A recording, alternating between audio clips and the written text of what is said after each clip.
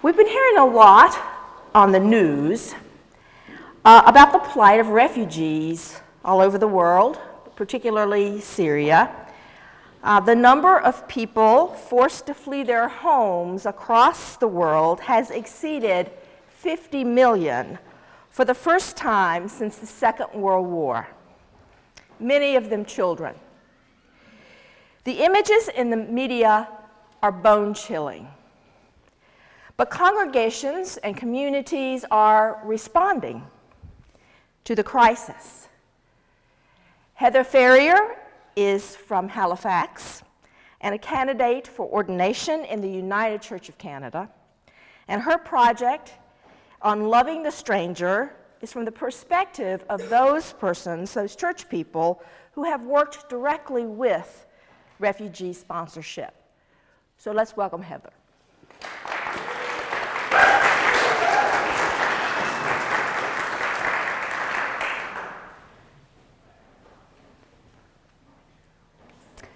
Well, good evening.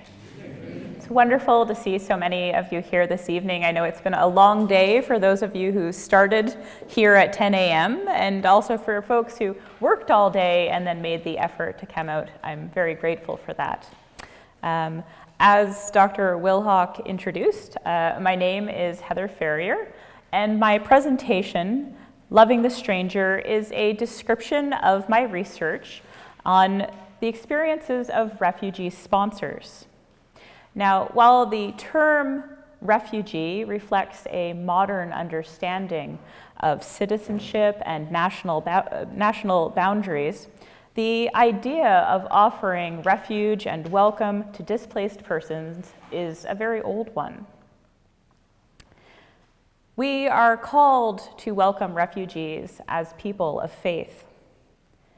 This call can be identified throughout Scripture. The title of this project is taken from Deuteronomy 10, which describes Moses delivering the law. And he speaks first of God's love for the stranger, and then proclaims, "You shall also love the stranger, for you were strangers in the land of Egypt." Similar imperatives to welcome displaced persons are found in Exodus 22 and 23 and Leviticus 19. This call continues in the Gospels. We find it in Matthew 25, where Jesus explicitly names welcoming the stranger as a righteous action with the words, "I was a stranger and you welcomed me." In the story of the flight into Egypt, we also see that Christ is especially present among the most vulnerable ones we welcome, refugee children. And in the parable of the Good Samaritan, we hear that the call to love our neighbor is a call to extend mercy even across political and religious barriers. These are the theological roots of refugee sponsorship. Now, my personal inspiration in choosing this topic of research includes theological roots, but also some more contemporary influences. First, we have the Syrian crisis. It began 5 years ago and continues to get worse. At the end of February, the UN Refugee Agency, UNHCR, had registered more than 4.7 million Syrian refugees. Now, I chose this topic in September, and the Syrian crisis was the topic of many headlines and much debate about how many refugees Canada would accept. If you will recall, we were headed into a federal election, and they made the most of that. Also, in response to the Syrian crisis, many churches were beginning to ask questions about what they could do. They were starting to mobilize to engage in private refugee sponsorship. And I wondered, what was it going to be like for all of these churches welcoming newcomers many of them with no previous experience with refugee sponsorship. Now, I wonder this as someone who will be a minister in just a couple of months, and also as someone who was born outside of Canada myself.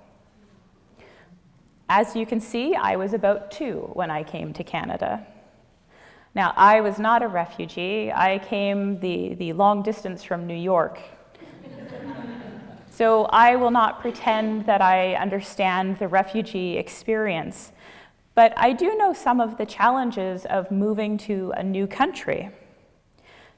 Filling out government forms, registering for school, and accessing medical care are just a few.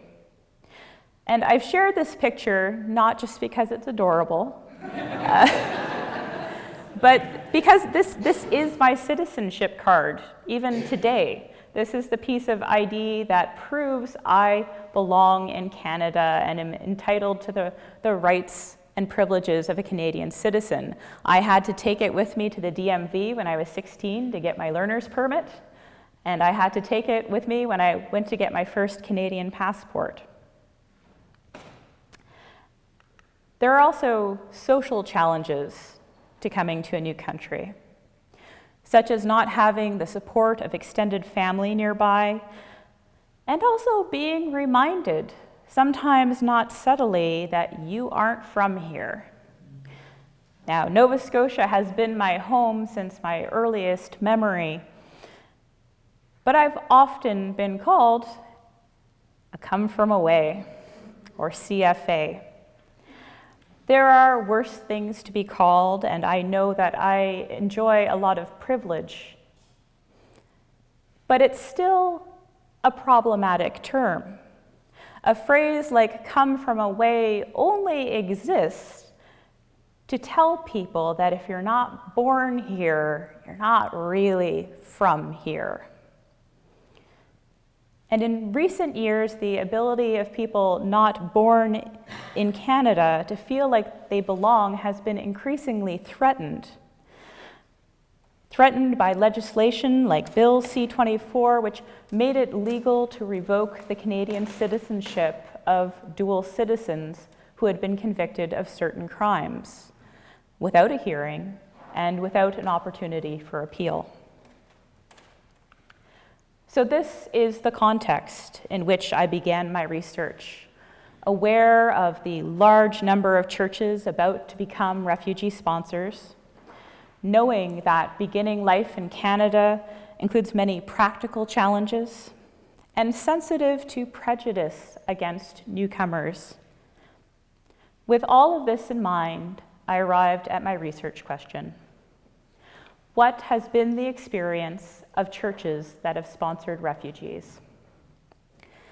With this question, my goals were to understand the experience of refugee sponsorship from the perspective of the sponsors, to identify the rewards and challenges, and also to provide a useful resource for those churches who are entering sponsorship for the first time. I conducted my research using a phenomenological approach, which is a form of qualitative research that seeks to understand a phenomenon by identifying and studying a shared experience. In my research, that experience was sponsoring refugees as part of a shared community, a community of faith. It was my ambition that this be an ecumenical project. And I was fortunately able to interview participants who identified as Anglican, Baptist, Lutheran, and United. I interviewed 5 participants. Each had been very closely involved in a sponsorship that was now officially complete.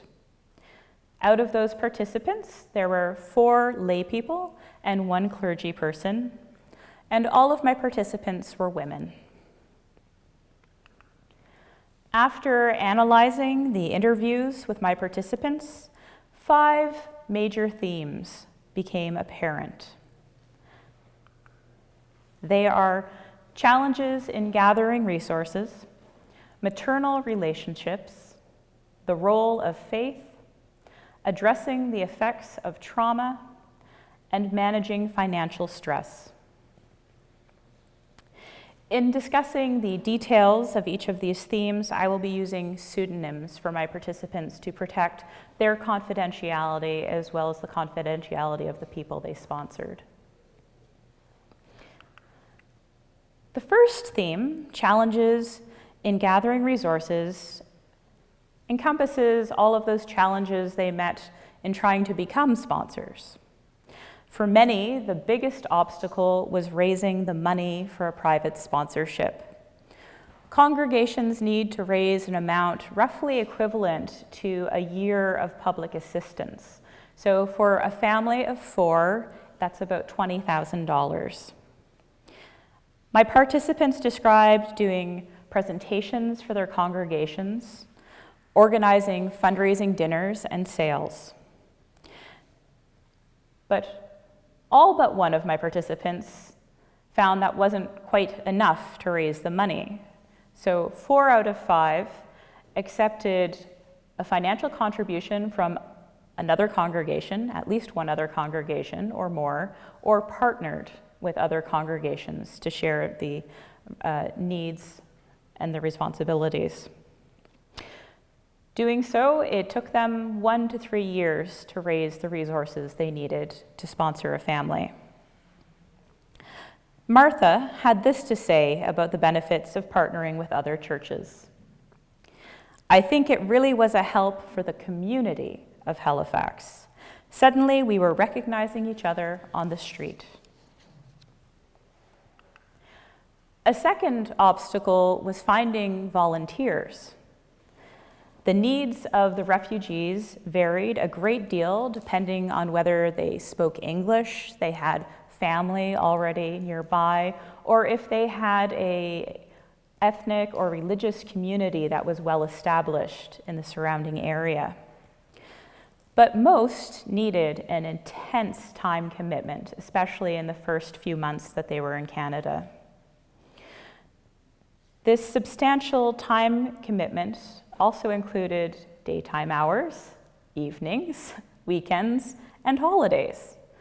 And it helped if some of the volunteers had vehicles to help take refugee families to appointments and to show them the city.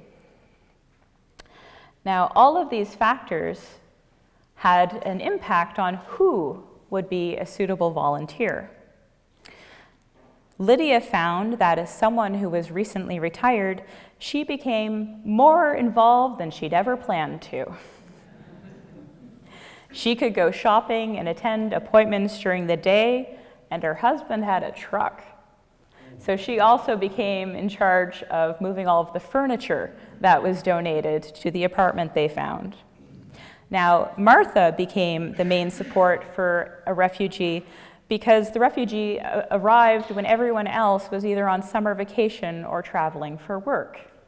So a retired person becomes the default every day. And that's what my research suggested, that the best volunteers, or at least you should have a few of these on your committee, are people who are retired but active, in good health and passionate about refugee sponsorship. I will add the caveat, though, that both Beth and Lydia mentioned that as their congregations are becoming increasingly elderly, they have fewer and fewer volunteers who are up to doing that time commitment. They are getting more tired and often have more health issues than they used to. The second theme that emerged was maternal relationships. I was not expecting this one, and it became fascinating. It was a thread throughout many of the topics they discussed. My participants, who were lay people, so 4 out of the 5, related to the people who had been sponsored as mothers and grandmothers. For example, Priscilla, Lois, and Lydia, when I arrived to interview them, all had framed photos or albums they wanted to share, very proud of the families they had been involved with. They had also invited these families to share holiday dinners with them. They had been together for family birthdays. They'd attended graduations and citizenship ceremonies. Lydia described one refugee, the father of a young family, calling her his Canadian mother. And Lois was called Nana by the refugee family she sponsored. Out of all of the participants, Lois had developed a particularly close and meaningful relationship. She said, "It was a wonderful thing for us. I have to tell you, I thought we got the daughter we didn't have." Because this is a qualitative study, I can't say if it is statistically significant that all of my participants were women. 2 men did volunteer, but neither met the criteria for the study. I can say that many of the things the volunteers were involved with would traditionally be considered domestic tasks, such as day-to-day banking and household budgeting, grocery shopping, clothes shopping, making medical appointments, and educating children. Also, Lydia in particular talked about how much easier it was for her to go to the home of the refugee family than for her husband to go for cultural reasons. It was not the custom in that family's background for women to have contact with men who were not relatives. So the nature of the intimacy that sponsors have with the refugee families they sponsor and cultural background may make it easier for women to have access to all of the things they need to help with, access to the children, and able to accompany women grocery shopping and clothes shopping. Now, while these maternal relationships were mostly positive and brought the added benefit of emotional and community support that lasted far beyond the 12 months that were required by the government, they were not without problems. Tension around parenting came up, and I couldn't help but think, wow, they're like real mothers and grandmothers. They had something to say about the parenting they saw and didn't always know what to do. Priscilla spoke of being unsure if she should involve herself in a dispute between a mother and a teenage daughter. The issue was that the teenager was becoming more culturally Canadian, and Priscilla wondered if she could help the mother to understand what it was like for her daughter in a Canadian high school and why that might cause her to act differently than the mother thought she should. Lois felt that the mother of the family she was involved with was not strict enough with her child and took some of the discipline into her own hands. And Lydia reported that the father of the grown man she had sponsored was suspicious of her ongoing involvement with him and his young family. Now, the goal of sponsorship is for newcomers to become self-sufficient. So it is a wonderful thing that people have very close relationships, but we need to be mindful of appropriate boundaries when it comes to involving yourself in the family dynamics of a family that has been sponsored. And also to be prepared to let go when that time comes. Martha shared a wonderful and insightful critique about the different kinds of people who were involved with her sponsorship committee. She said, "You can have people who are very motherly, but you don't always need a mother. So it was nice to have some people who were kind of brotherly and said, hey, we can do this together." The third theme I identified was the role of faith in sponsorship. Some of my participants referenced specific pieces of scripture when talking about their involvement with sponsorship. Martha, who was reluctant to call herself a Christian exactly, still, in talking about her sense of mission, said, "Do unto others as you would have them do unto you." Priscilla said, "Christ gave 2 commandments, love God and love one another, and that's pretty basic. It's not complicated." Beth, who was the only clergy person in my research, had a great deal to say about how refugee sponsorship was connected to stories of biblical figures such as Abraham and Joseph, as well as citing the support for welcoming the alien in Deuteronomy and Exodus. She described her congregation's commitment to social justice as a part of who we are and how we express the grace we've been given. In contrast, Lois and Lydia both appeared uncomfortable when they were asked about how their faith related to their actions. Interestingly, they were also the only ones who reported intolerance within their congregations toward the refugees that were sponsored. Lois described how certain people didn't want to be involved because they didn't feel that they could connect with a refugee family. In Lydia's case, the discrimination was much more overt. She described how a few members of the church, when asked to donate goods for the family, responded by saying, "They're not our religion. They're from a foreign country. Why are we even doing this?" She reported that even after the family had arrived and been invited to social events at the church, there were still people in the congregation who would not speak to them. Now, in analyzing the data, something that I noticed was an overall lack of meaningful engagement with the faiths of the individuals who were sponsored.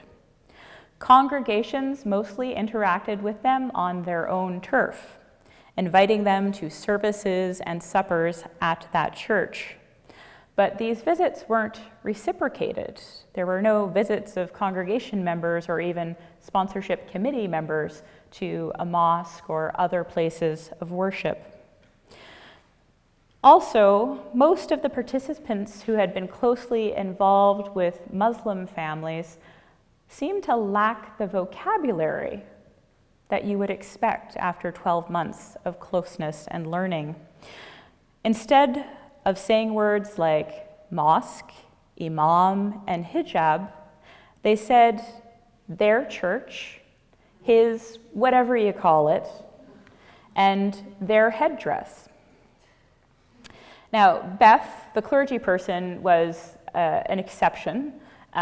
She was involved in co-presiding at a funeral that combined the sponsoring congregation with a congregation from the cultural background of the family that they had sponsored. And I think it's safe to say that clergy have a role to play in educating their congregations about the Christian reasons why they are involved in sponsorship, as well as starting that interfaith dialogue that should really happen before the refugees arrive. My fourth theme is addressing the effects of trauma. A number of the refugees sponsored by my participants had experienced serious trauma in their country of origin or in the refugee camp. One man had been a political prisoner for a prolonged period. Multiple women had experienced sexual violence, and one young woman in her teens had seen her family massacred.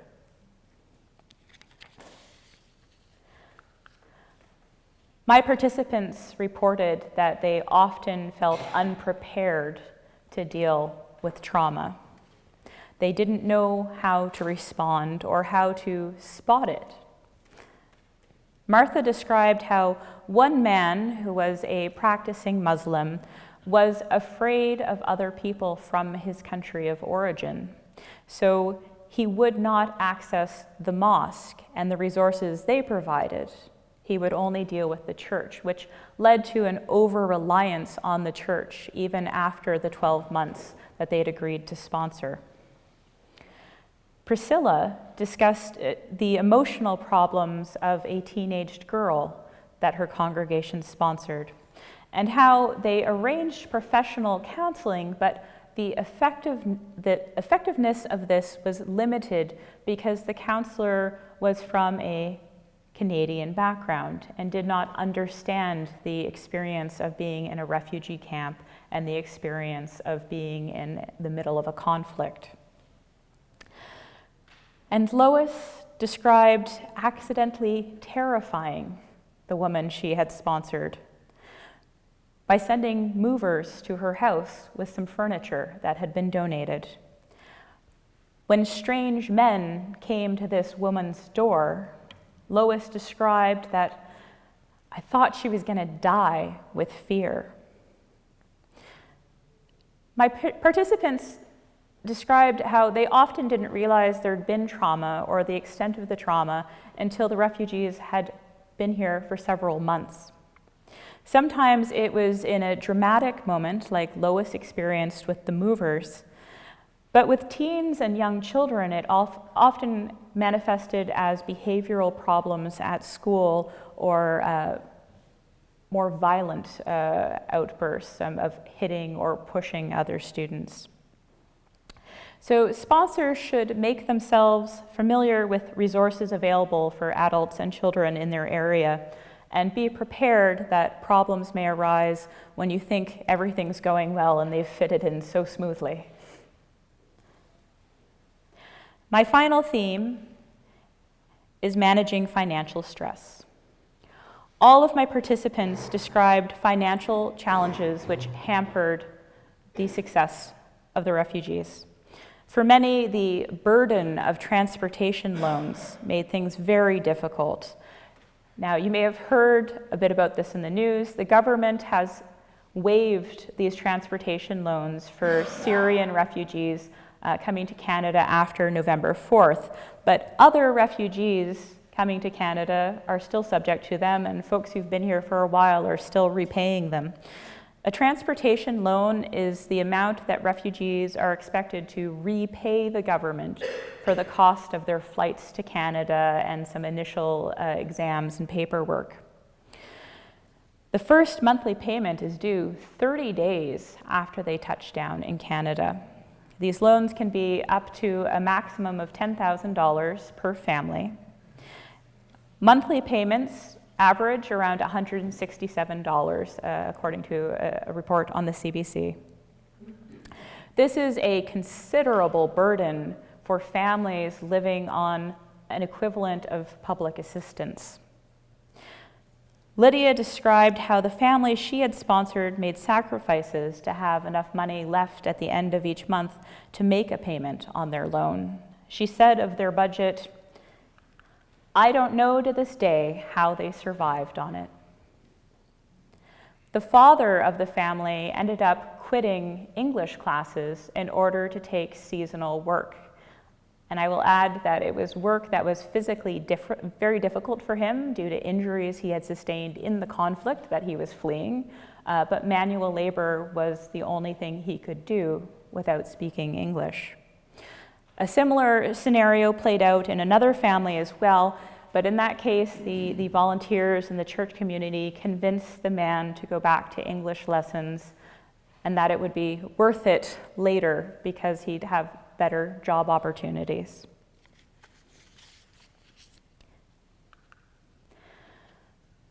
In order to pay your loan, you need a bank account and to buy groceries and to buy all of those little things you don't have when you're setting up your new home.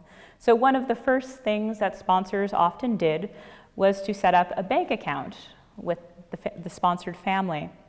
Now, in Priscilla's case, she was involved with a family that had been in a refugee camp for many years and had come from a war zone and had never done banking before.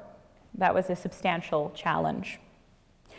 Lydia's family were familiar with banking, but didn't speak English. The problem that she encountered was she went with them to the bank to help them set up the account, and the bank clerk kept telling her to step back, please, because you don't need to know the details of this family's finances. And the family was saying, come, because they couldn't read the form, and they needed her to help out. And she experienced this problem repeatedly at the same bank branch of them not understanding that she needed to help them and they wanted her help in order to set up this basic need in Canada. Buying food was something else that came up quite a lot. Folks were living on really tight budgets, but in addition to that, they were used to different diets. So Priscilla and Lydia both described in some detail having to work with families to convey that buying produce in the middle of winter in Canada was beyond their means. And often foods that they were used to and that were common and inexpensive in their home country were just outside the budget in Canada, and that was a real challenge. Another issue was finding affordable housing that would work with that public assistance budget that they had. Beth talked particularly about the challenges in housing large families, something that's also come up in the news recently. And Lydia described how a family that moved into public housing after they'd been in Canada for 12 months were terrified when there was a shooting in that public housing development 2 weeks after they had moved there. That would be traumatic for anyone, but they were coming from a background where they'd experienced conflict and a breakdown of law. It was triggering for them. So these are the 5 dominant themes that emerged from my interviews. I think that they give us a good idea of the experience of sponsoring refugees, what it's been like for those church members who have been intimately involved in refugee sponsorship, and the rewards and challenges that come with it. And I'm going to share with you something that I found remarkable.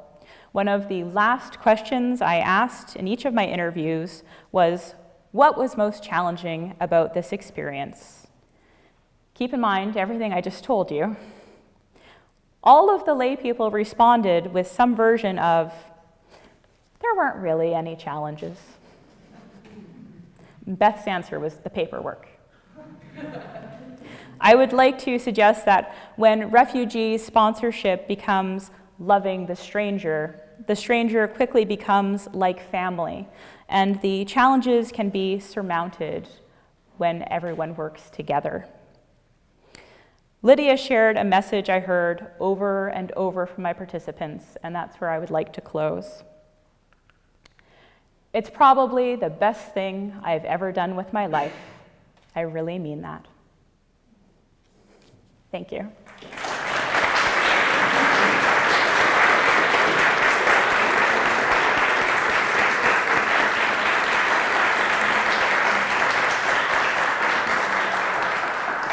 Thank you, Heather.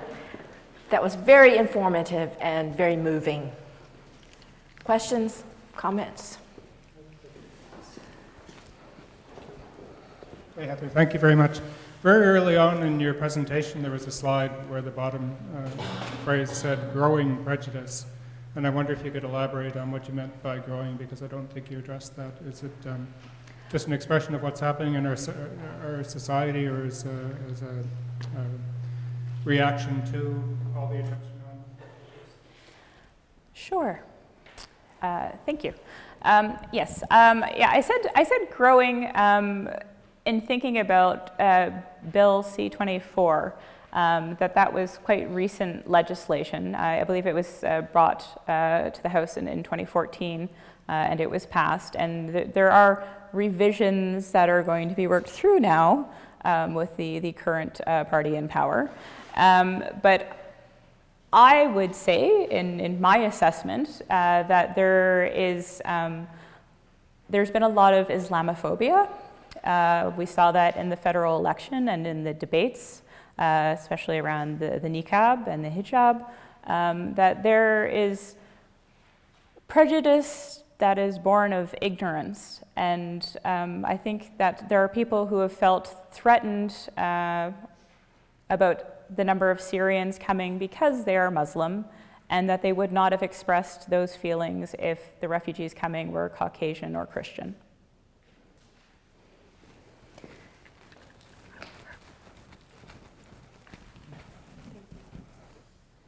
Thank you so much. That was a great presentation. Question I have, I was wondering if participants spoke about if there were any other resources in the community, so any other resources for cultural appropriate training or therapy or so on. So were there any other groups or any other things that were accessible, possible to, or if you found that in your research or from the participants? Yes, there are resources. ISANS is a wonderful resource and one that was mentioned by quite a few of my participants. Folks also, used the resource of their congregation, of finding professionals in the health field in their congregation and asking if they knew somebody who perhaps spoke the language that was spoken by the refugee family, so they could speak in their first language while talking to someone, and folks who knew the cultural background.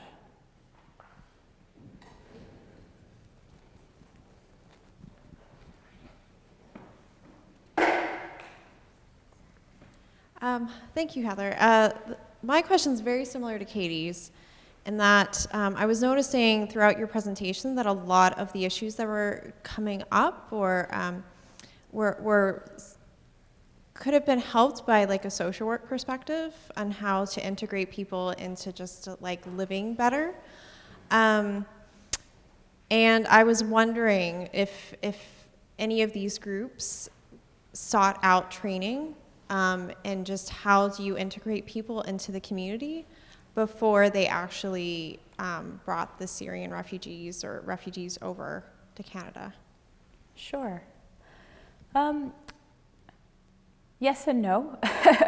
Often groups had some training in welcoming a refugee and kind of the physical resources they needed, the financial resources, and they were set up for some things. But I had several participants talk about working with a school social worker or other social worker, or they had a nurse in the congregation who was on the committee and was helping to navigate the healthcare system. One of my participants spoke quite a bit about they had somebody who had recently retired from the Department of Education who was part of their congregation, and she became a resource in navigating the public education system and getting the youth quickly to the appropriate people who could help them to resolve conflicts that had come up in the classroom. Yeah, like that kind of addresses systems, but some of the things you talked about in your presentation were more about relationships, like how the sponsoring congregations approached the refugees and like the mother-daughter type of relationship and that sort of thing. And I just wonder whether like a social work perspective could help with some of those things, like even in relating to other people. That's a good question. I think, like I mentioned, having a sense of boundaries is important and not overstepping. But I also wouldn't want to suggest that it should be a professionalized relationship, or that there should be, that kind of client social worker relationship. Not to disparage social workers. The one I'm married to is here tonight. But I saw just a lot of good came out of these family relationships because, as I said, people just didn't really register the work once they were in these relationships. They did a lot of things and made sacrifices that they would with their own children or grandchildren. So I think that it helped keep the energy and the engagement going. And one of the advantages of a church sponsorship is the 12-month mark came and went, and they were still there for them. One of the participants I talked to is still helping the family file their taxes each year 5 years later, because that's something she's good at and she's involved, and they trust her and really appreciate that.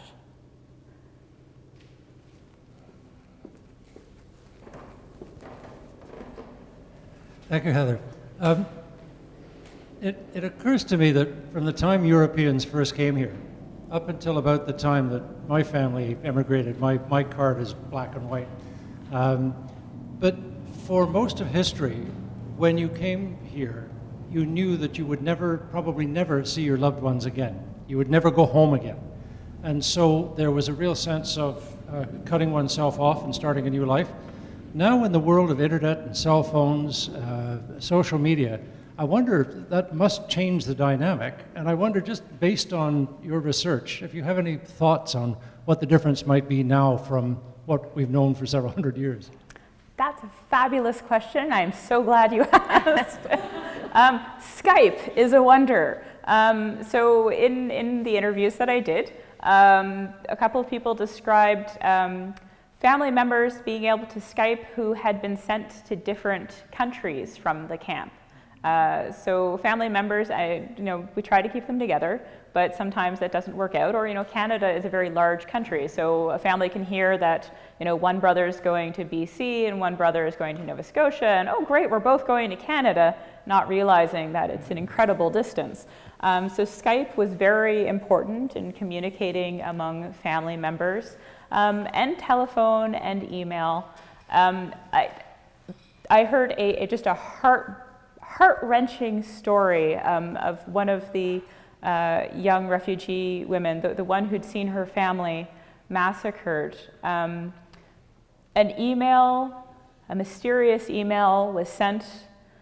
It was received by the woman who was closest to her because she'd been the contact person, and she didn't understand it. And she read it to this woman, and the woman dropped to the floor.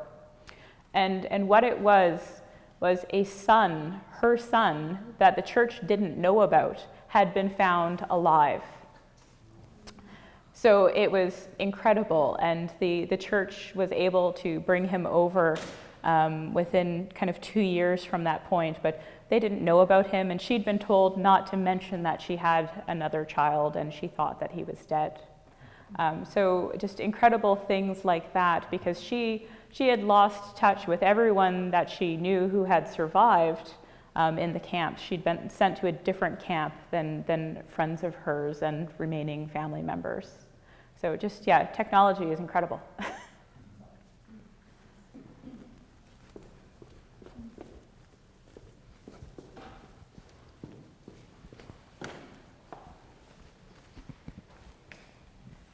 You're going to be in good shape after Well, this. I need the exercise.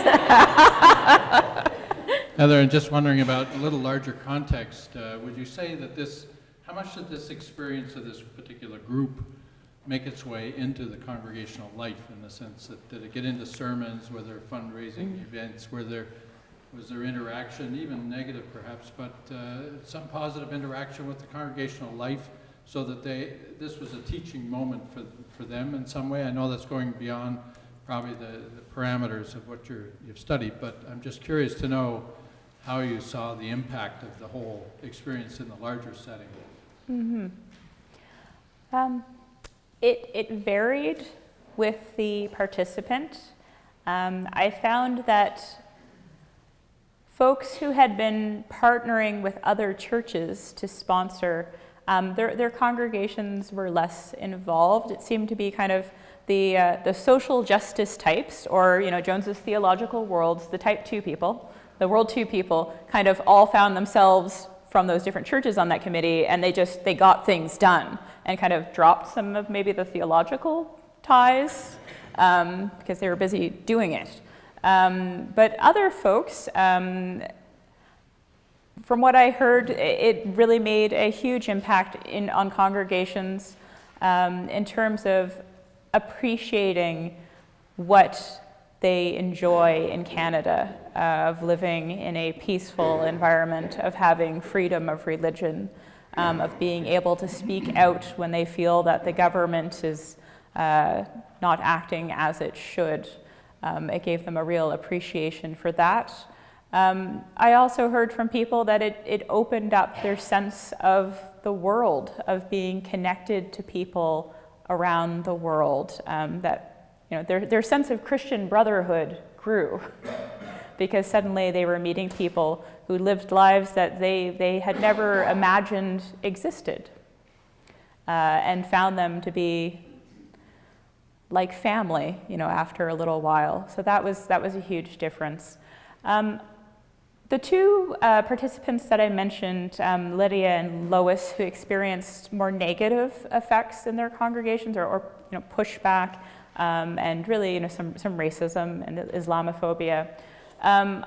As I said, I found it really interesting because their churches seemed to be two that particularly didn't make a connection from the pulpit to what they were doing as a congregation. And I saw that as something I would recommend to congregations entering into refugee sponsorship, to clergy people to engage the congregation and let them know that we don't just sponsor refugees because we're good Canadians, that there's a Christian call to sponsor folks. And we don't just sponsor folks who are Christian. We sponsor everybody who is in need.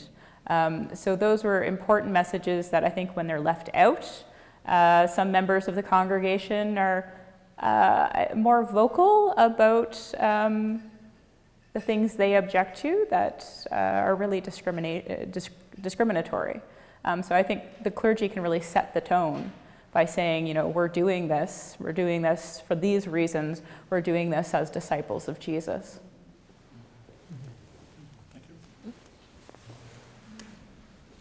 Heather, I think when you were telling us about this earlier, you said there had been some reciprocity in the sort of family relationships things.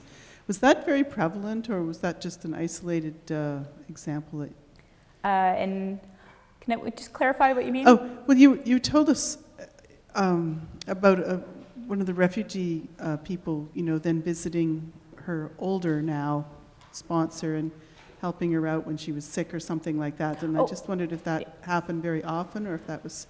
Okay, you're referencing what happened in class. Yes, I am. Is that all right? I hope that's all right. Yes, well, I only had 30 minutes, so yes. So in talking about kind of that mother-granddaughter relationship, something that came out, actually, no, it came out more than once. It was in a couple of, at least 2, and I think 3 of my participants that years later, after folks had been sponsored and had become Canadians, these women who were very connected to their arrival in Canada are now more elderly themselves. So definitely 2 of them reported the families they had sponsored taking care of them when they had had flu, running to the store for them, visiting in the hospital, coming by and chastising them like, you shouldn't have moved that. We can do that for you. You should have called us. So yeah, that's in our aging province, that's a really good thing to bring up, that while you shouldn't do it for selfish reasons, for some of the people I interviewed, their biological children are in Alberta, they're in Ontario, but their new family is here and helping out, and they see their adopted grandchildren all the time. And it's been, wonderful and invigorating.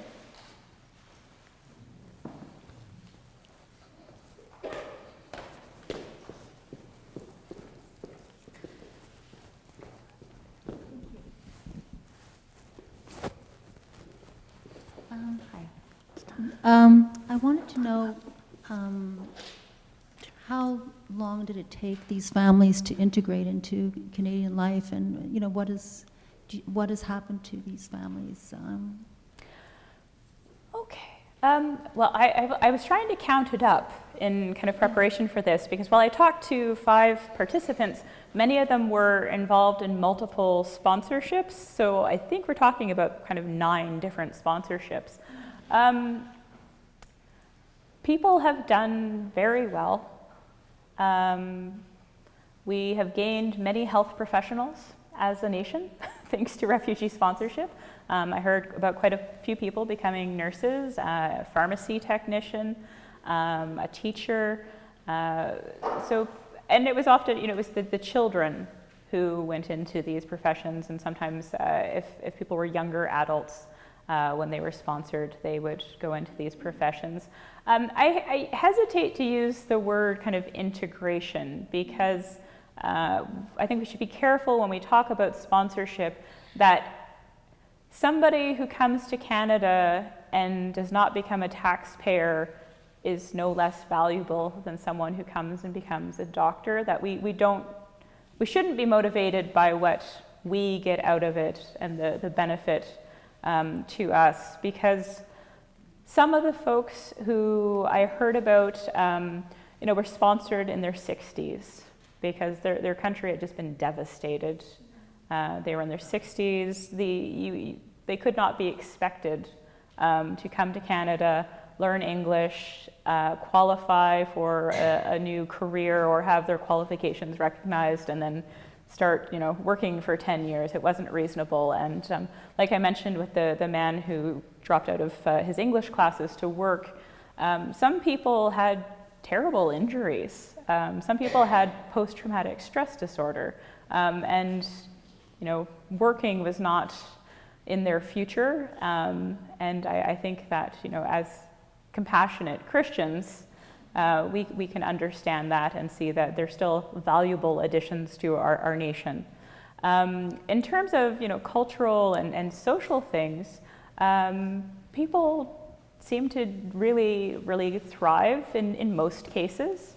Sometimes it was a matter of being involved with a cultural community or a religious community, but other people were really adventurous and wanted to see other parts of Canada. A lot of people did move to other provinces, but not everybody. But we certainly can't judge people for that, because our own children do that. Well, thank you so much, Heather. You've galvanized us, and you have motivated us and shown us your passion for this subject as well. Thank you.